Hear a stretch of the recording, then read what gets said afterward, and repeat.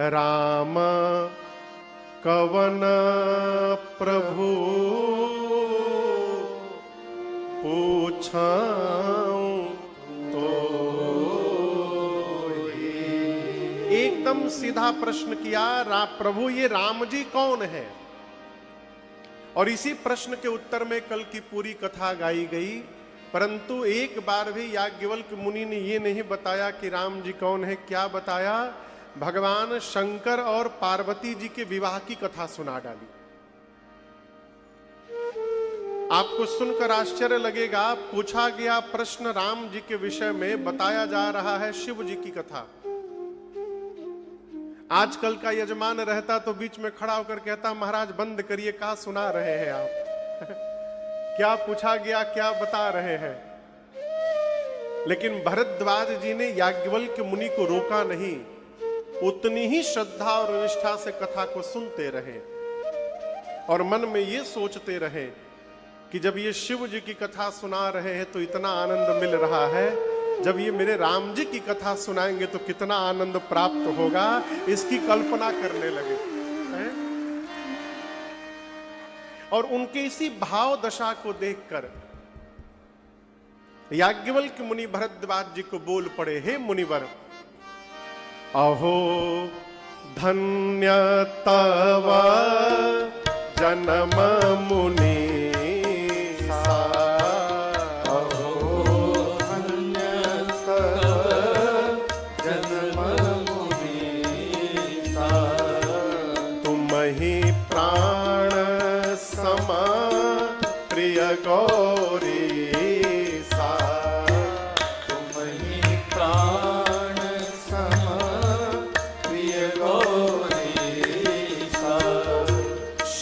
पद कमल जिनहि रति नाहि, शिव पद कमल जिनहि रति नाहि, राम ही ते सपने हूँ न सुहाए, राम ही ते सपने हूँ न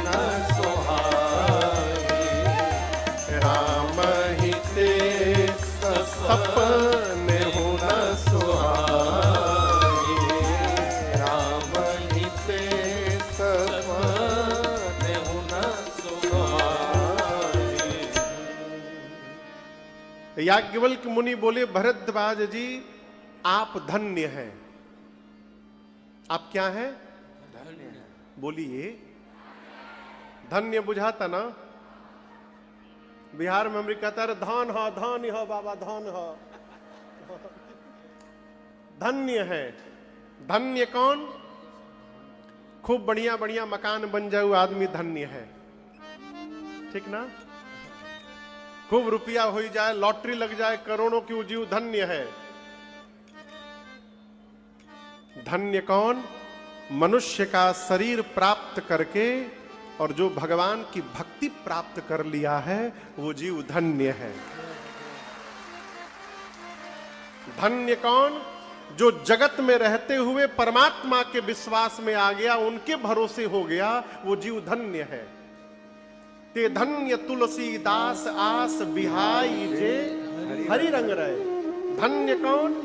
जिसके कान जगत के व्यवहार करने के बाद भी सत्संग की ओर दौड़ते रहते हैं। धन्यास्ते कृतिनः पिबन्ति सततम श्री राम नामामृतम। जिस मनुष्य के कान निरंतर राम नाम रूपी अमृत पीने के लिए लालायित रहते हैं, वो जीव धन्य है। ये धन्यता की परिभाषा है। याज्ञवल्क्य मुनि बोले, भरद्वाज जी आप धन्य हैं। आपको एक बात बताऊं, जो जीव शंकर जी के चरणों में प्रीति नहीं करता, उस जीव को राम जी सपने में भी देखना नहीं चाहते। शिव पद कमल जिनहि रति नाही, रति यानी प्रेम, राम ही ते सपने हूं न सुहाई। राम जी की प्रियता यदि प्राप्त करनी है तो राम जी के पीछे नहीं लगना है, शंकर जी के पीछे लगना है। जो शंकर जी को प्रेम करता है, राम जी उसके ऊपर अपनी कृपा की वर्षा ऐसे ही दिन रात करते रहते हैं। ये सूत्र है। आप भगवान के भक्त हैं, मैं जान गया। कैसे जान गए? देखिए, भक्त को कहना ना पड़े कि वो भक्त है। हमारे एक चाचा हैं, रायपुर में हैं, पिताजी के मित्र हैं, मेरे लिए पिता तुल्य हैं, बाबू शशिधर सिंह जी। मैं उनके साथ बहुत रहा हूं। तो हमसे बहुत पहले एक बार कहते, बाबू जिस पुष्प में खुशबू होगी ना, बगल से गुजरोगे तो पता चलेगा उसमें खुशबू है, और जिसमें खुशबू नहीं होती उसमें परफ्यूम मार के और नकिया में सुंघाना पड़ता है। तने सुंघिए तो कैसा लग रहा है, एकरा मने नकली है। जिसको सुंघाना पड़ रहा है यानी नकली है, जो असली होगा उसके बगल से गुजरने पर पता चलेगा इसमें खुशबू है। अस्तु जो भक्त है उसका जीवन बताता है कि वो भगत है। राम जी के भक्त का लक्षण क्या है? अपने जाने में तो सभे भगत है। वो बड़का टीका लगैले बनिया, पूरा गांव से झगड़ा भइल बा, ऐसे लोग भी हैं। 2-3 लोगों को मैं जानता हूं, मैं नाम नहीं लूंगा, जब मिलिए तो केवल रामायण और महाभारत, रामायण और गीता की बात करते थे और अपनी अपनी बहू को जला के मार डाले। मैं जानता हूं 2-3 लोगों को, जब मिलिए खाली रामायण की चौपाई सुनाएंगे। भक्त कौन? भक्त का लक्षण क्या? राम जी कहते हैं लक्ष्मण जी से, मम गुण गावत पुलक शरीरा, मम गुण गावत पुलक शरीरा, गद गद गिरा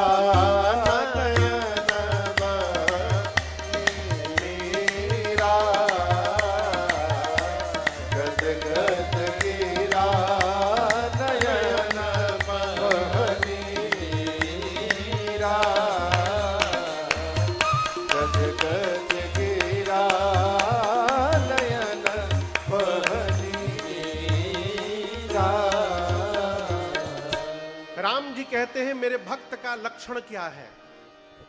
क्या लक्षण है? हम लोग विज्ञान में जब पढ़ते थे कॉलेज में, तो जूलॉजी में आइडेंटिफाइंग कैरेक्टर पढ़ना पड़ता था स्पेसिमेन का। स्पेसिमेन ला के रख दिया जाता था, उसको देख करके आइडेंटिफाई करना पड़ता था कि ये कौन सा स्पेसिमेन है, और वो लिखना पड़ता था उसको। तो भक्त का आइडेंटिफाइंग कैरेक्टर क्या है? 2। कितने? राम जी कहते हैं, मम गुण गावत पुलक शरीरा, गद गद गिरा नयन बह नीरा, गद गद गिरा नयन बह नीरा। भगवान के भक्त का पहला लक्षण, मम गुण गावत पुलक शरीरा। भगवान का भक्त जो होगा वो जैसे भगवान की कथा गाएगा अथवा सुनना प्रारंभ करेगा, धीरे धीरे उसके शरीर के एक एक रोम पुलकित होने लगेंगे। आप दर्शन करिए, प्रभाव कहां से, सामान्य प्रभाव ऊपर से नीचे होता है। प्रवाह, क्षमा करिएगा, प्रवाह, सामान्य प्रवाह कहां से होता है? ऊपर से नीचे की ओर होता है। लेकिन भक्ति का प्रवाह नीचे से ऊपर की ओर जाता है। पहले शरीर के एक एक रोम पुलकित होंगे और ऊपर बढ़ा, गले में आया, शरीर पुलकित हो गए, अब वाणी अवरुद्ध हो जाएगी, गदगद गिरा। प्रेम की अतिशयोक्ति अवस्था में जीव बोल नहीं पाता है। जिसको आप प्राण से अधिक प्रेम करिए और वो बिना किसी सूचना के आंखों के सामने आ जाए ना हो, तो जीव किंग कर्तव्य विमूढ़ हो जाता है, कुछ बोल नहीं पाता। गद गद गिरा, वाणी अवरुद्ध हो जाती है भगवान के भक्त की। कब? जब वो कथा सुनता है अथवा गाता है, कीर्तन करता है अथवा नाम लेता है अथवा दर्शन करता है। पुलक शरीरा गद गद गिरा और ऊपर बढ़े, नयन बहनीरा, रोम पुलकित होते हैं, कंठ अवरुद्ध हो जाता है, जिह्वा अपना काम करना बंद कर देती है, आंखों से झरझर अश्रुपात होने लगता है। हम आपको एक बात बताएं, जिस बात को जीवन में जिह्वा नहीं बोल पाती, कभी कभी उस बात को आंखें बोल दिया करती हैं। और भगवान जिह्वा की भाषा कम समझते हैं, आंख की भाषा बहुत समझते हैं। आँखियां सब बतावत है। याज्ञवल्क्य मुनि भरद्वाज जी से बोले, मुनिवर आप धन्य हैं, आप जैसे श्रोता को प्राप्त करके मैं भी धन्य हो गया हूं। मैंने जानबूझकर शिव जी की कथा सुनाई। राम कथा सुनने का वही अधिकारी है जो भगवान शंकर के चरणों में प्रेम करे। मैं जानना चाहता था आप राम जी की कथा सुनने के अधिकारी हैं कि नहीं है। प्रथम ही मैं कही शिव चरित, बूझा मरम तुम्हार, सुचि सेवक तुम राम के, रहित समस्त विकार। लेकिन एक बात कहूं, आपको शायद पता नहीं हो भरद्वाज जी, जिस राम जी की कथा को आपने पूछा है ना, उस कथा का इतना विस्तार है कि 100 करोड़ शेष नारायण भी अपने मुख से नहीं गा सकते। कितने शेष नारायण? बोलिए। 100 करोड़ शेष नारायण। एक शेष नारायण के शरीर में 1000 मुख होते हैं। कितने? 1000 मुख एक शेष नारायण में। तो 100 करोड़ में कितने मुख हो गए? गुणा करी सब है।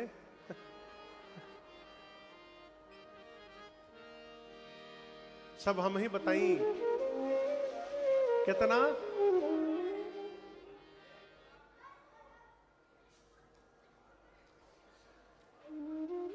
यही में बुझा जी के कोनिंग पढ़ले बा।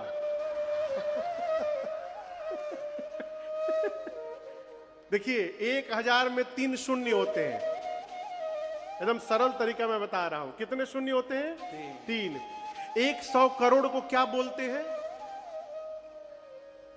अरे तो बताइए, 100 करोड़ को 1 अरब बोलते हैं।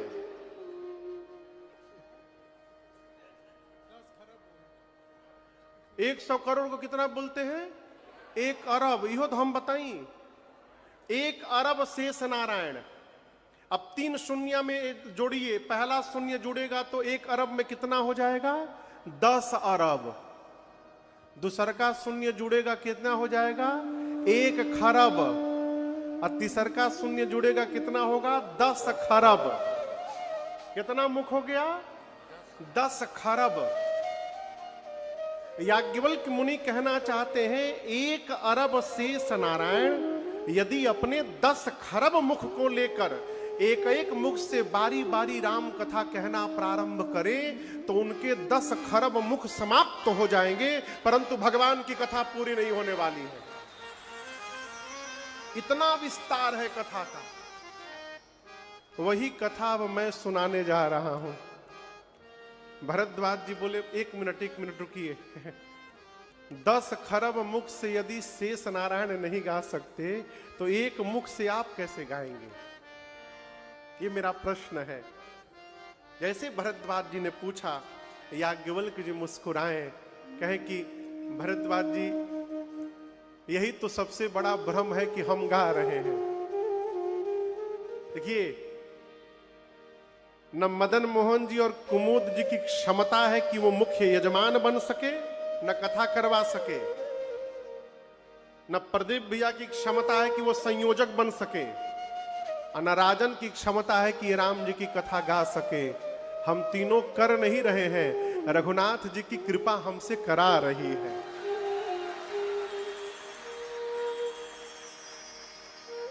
जीवन में भगवत कृपा से सब कुछ हो रहा है।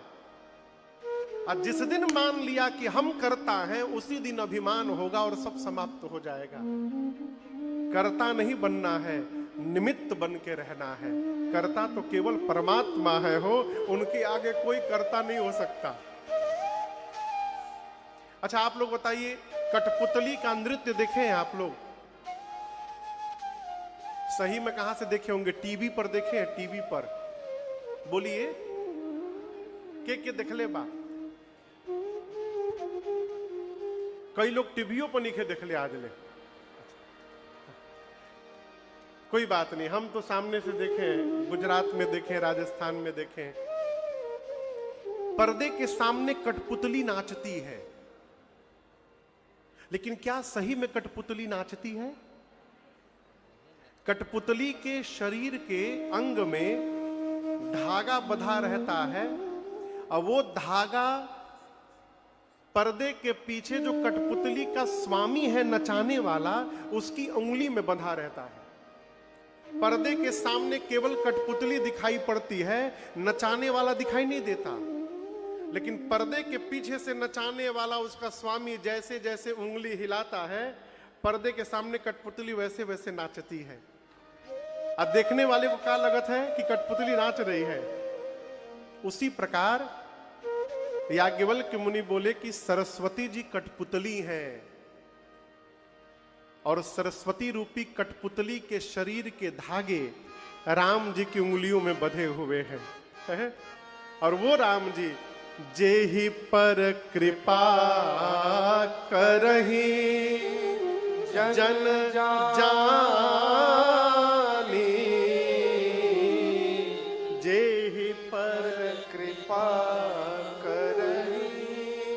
जनु जानी, कवि उर अजीर न चाहि बानी। जिस पर रघुनाथ जी कृपा कर दे, उस पर सरस्वती जी की कृपा हो जाती है, और वही कवि की तरह अपनी जिह्वा को नचाने लगता है, भगवान की कथा गाने लगता है। तो कौन गाने लगता है? जिसको राम जी अपना जन जाने। राम जी अपना क्या जाने? जन जाने। देखिए, हम एक बात बतावें, भगवान सबको अपना जन जानते हैं। कमी भगवान में नहीं है, कमी हमारे में है। वो तो हमको अपना मानते ही हैं, हम उनको अपना नहीं मान पा रहे हैं। भगवान अपना मान रहे। देखिए, मनुष्य का शरीर प्राप्त करके जीवन में यदि सत्संग प्राप्त हो रहा है, तो समझिए भगवान आपको अपना जन मानते हैं। एक दोहा है, आज धन्य मैं धन्य अति, यद्यपि सब विधिहीन। काकभुषुंडी जी गरुण जी से बोले, निज जन जानी राम मोहि संत समागम दीन। जीवन में संत का समागम प्राप्त हो, सत्संग प्राप्त हो, बिना किसी रचना के तीर्थ में जाने का अवसर मिल जाए, भगवान के मंदिर में जाने का अवसर मिल जाए, कथा में जाने का अवसर मिल जाए, बिना किसी प्लानिंग के, तो समझिए भगवान आपको अपना जन जानते हैं, और ये सौभाग्य जीवन में प्रदान कर दिए हैं। भगवान हमेशा देखते रहते हैं। भगवान हमेशा अपने भक्तों पर 24/7 देखते रहते हैं। जन जानते इसलिए, अरे नजरिया घूमेला हो, नजरिया घूमेला, हरदम भगतन उपरा प्रभु जी के नजरिया घूमेला, हरदम भगतन उपरा प्रभु जी के नजरिया घूमेला, वो नजरिया घूमेला, वो नजरिया घूमेला, वो नजरिया घूमेला, हरदम भगतन उपरा प्रभु जी के नजरिया घूमेला, हरदम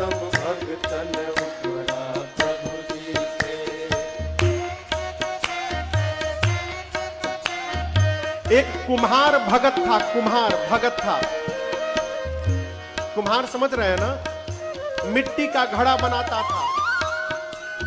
उसके पास एक बिल्ली थी, पोसुआ बिलाई थी, बिल्ली। ये सत्य घटना सुना रहा हूं। बिल्ली ने छोटे छोटे 5-6 बच्चों को जन्म दिया। वो जहां मिट्टी बना के, बर्तन बना के घड़ा रखता था ना, वो सारे बच्चे वहीं घूमते रहते थे, खेलते रहते थे। एक दिन अवां जिसमें बर्तन पकाया जाता है, बड़ा सा चूल्हा, भट्टी, बहुत सारा घड़ा बनाकर मिट्टी का कुम्हार अवां में लगाया, सजाया, अब बंद करके आग लगा दिया। बर्तन पकने लगा। उसके बाद कुम्हार का ध्यान गया कि बिलरिया का एक थे बचवा कम है हो। अब वो परेशान कहां गया। एक था बच्चा, एक मिट्टी के घड़े के भीतर जाके बैठ गया था और कुम्हार बिना देखे उसको चूल्हे में डाल दिया था।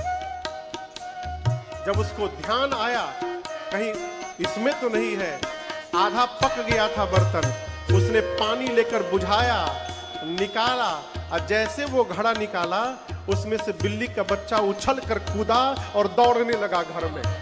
बाल बांका नहीं हुआ उसका।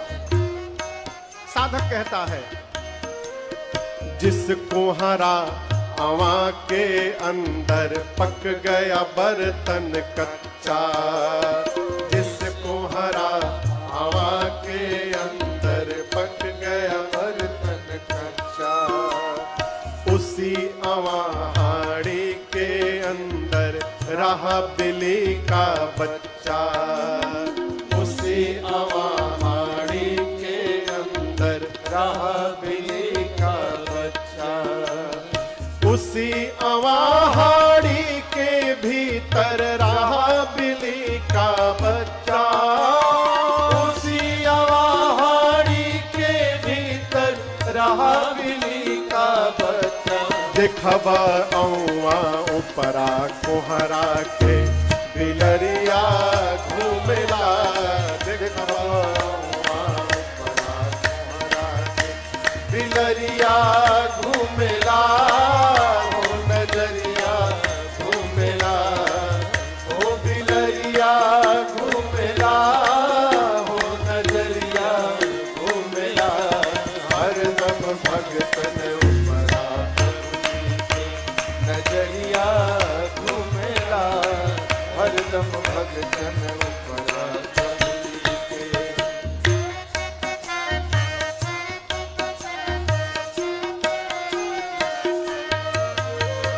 जुआ खेलत में 5 पांडव गए द्रौपदी हारी। जुआ खेलन में 5 पांडव गए द्रौपदी हारी। फिर क्या हुआ? चीर दुशासन खींचन लागा, प्रगट भैले बनवारी। चीर दुशासन खींचन लागा, प्रगट भैले बनवारी। चीर दुशासन खींचन लागा, प्रगट भैले बनवारी। हो चीर दुशासन खींचन लागा, प्रगट भैले बनवारी। देखबा सभवा उपरा द्रौपदी के चुनरिया घूमेला, देखबा सभवा उपरा द्रौपदी के चुनरिया घूमेला, हो चुनरिया घूमेला, अरे चुनरिया घूमेला, हो नजरिया घूमेला, हरदम भगतन उपरा प्रभु जी के नजरिया घूमेला, हरदम भगतन उपरा प्रभु जी के।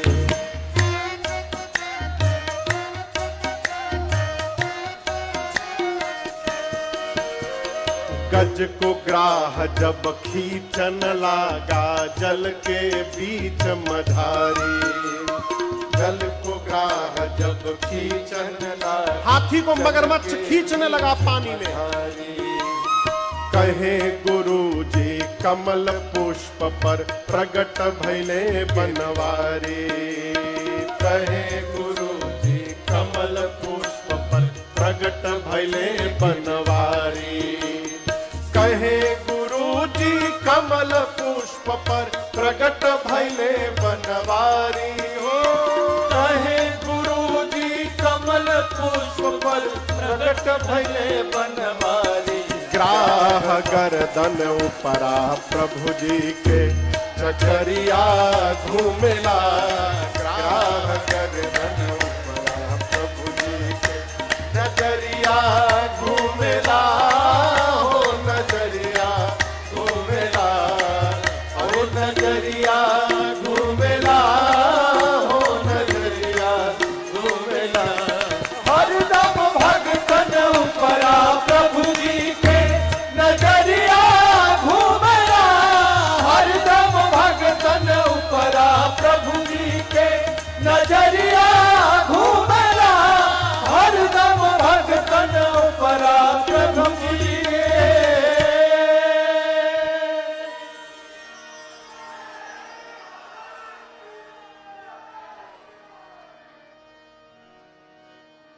अरे नजरिया घूमेला हो। नजरिया घूमेला हरदम भगतन उपरा प्रभु जी के नजरिया घूमेला। हरदम भगतन उपरा प्रभु जी के। निज जन जानि राम मोहि संत समागम दीन। जीवन में यदि सत्कर्म करने का सौभाग्य प्राप्त हो रहा है तो आनंद मनाइए। अरबों की भीड़ में से भगवान ने आपका चयन किया है, ये भगवान की कृपा है। याज्ञवल्क्य मुनि बोले भरद्वाज जी, उन्हीं प्रभु श्री राम को स्मरण करके मैं आपको कथा सुनाने जा रहा हूं। कल गोस्वामी तुलसीदास जी कथा को काशी से प्रयाग लेकर आए थे। आज याज्ञवल्क्य मुनि कथा को प्रयाग से कैलाश लेके जा रहे तीसरे घाट पर। आइए चौपाई पहले गाते हैं।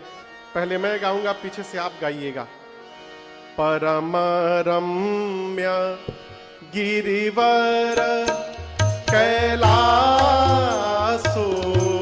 परम रम्य गिरिवर कैलासो। सदा जहां शिव उमा निवासो। सदा जहां शिव उमा निवासो। तेहि गिर पर्वत बिटप विशाला। तेहि गिर पर्वत बिटप विशाला। नित नूतन सुंदर सब काला। नूतन सुंदर सब काला। एक बार तेहि तर प्रभु गया वो। एक बार तेहि तर प्रभु गया वो। करु बिलो की उर अति सुख भया वो। करु बिलो की उर अति सुख भया हो। निज कर दासी नागरी उठाला। निज कर दासी नागरी उछाला। बैठे सहजहि शंभु कृपाला। बैठे सहजहि शंभु कृपाला। बैठे सहजहि शंभु कृपाला। बैठे सहजहि शंभु कृपाला। कैलाश पर्वत का दिव्य शिखर। कौन सा कैलाश? जहां पर भगवान शंकर और मां पार्वती जी का सदैव वास है। सदा जहां शिव उमा निवास। गोस्वामी जी कहते हैं उस क्या बजने लगा हो?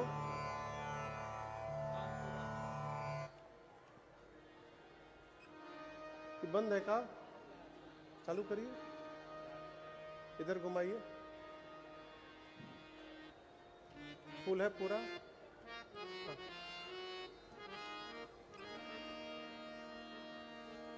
कैलाश पर्वत पर भगवान शंकर और मां पार्वती जी का सदैव वास है। उस पर्वत पर एक विशाल बट वृक्ष है। बट समझते हैं ना? बट मने बरगद।